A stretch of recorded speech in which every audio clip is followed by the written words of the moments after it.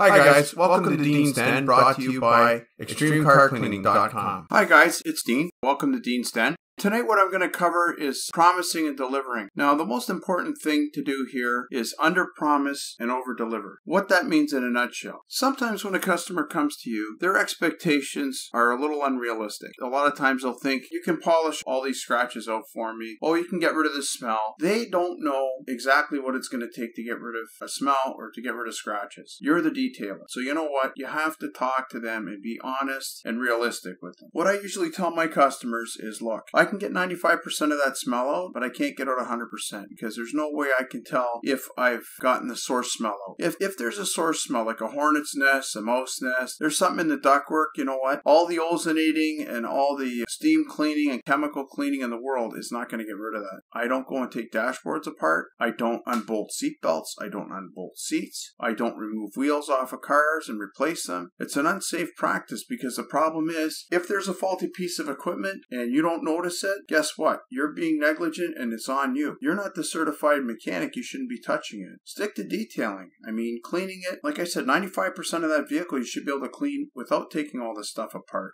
Pulling trim off, it's not that bad. Sometimes certain pieces of trim, like around the door and that, sometimes it will come off. Door seals. There's different things you can get to without doing a lot of damage. If you go and you start pulling up kick panels and different paneling inside the car and you can't get it to go back together or it's broken, then you're going to have to replace that. That's going to come out of your profit. So my advice to you is stick to what we do best and do the detailing end of it. Be totally upfront and honest with the customer and be realistic with them, because you know what? Even scratches, you can't get 100% of the scratches out. You can reduce the visibility of the scratch, but you're not removing it. So you need to be honest with them. And when I tell my customers, I say, look, what I'm going to do, I'm going to touch this up, I'm going to wet sand it, I'm going to polish it, I'm going to reduce the visibility by 95%, but it's not going to be 100% at the end of the day. Most of the time the customers come here and they're so blown away with the work that I did. It's amazing because it looks a lot better than they thought it was going to look, because I've already told them up front it may not be 100%. If I go and I promise them the moon and the stars and say, oh yeah, I'm going to take every ripple out of there,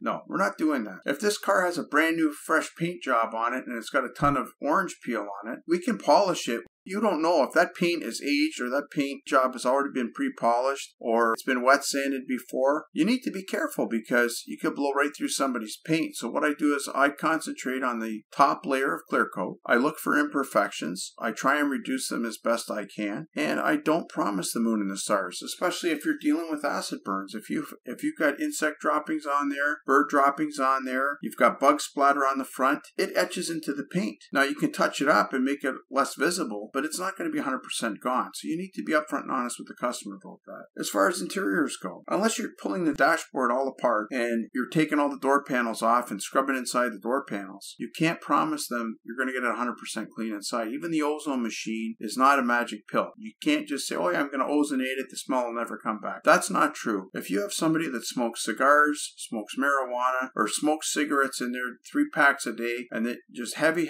smoke inside that car, you know what? It's going to creep into the door panels. You're going to actually have nicotine on the inside of the door panels in those cavities. You're going to have it all inside the ductwork. It's going to be everywhere in that car. Anywhere that the air can circulate, it's going to be there. And you know what? The minute the moisture hits that, it's going to reactivate it even though it's been ozonated. It doesn't matter. Once moisture contacts that again, it's going to start to smell again. Same with vomit. You have to make sure that when you're doing a vehicle that's got vomit or food that's spilt in it, you have to get out as much of that source smell as possible, because the minute moisture hits that again, you know, your wet boots in the winter time, rainy day, whatever, if you get that area wet again, it's going to start to smell. So basically, that's my advice to you. Be open and honest with the customer and be realistic with them.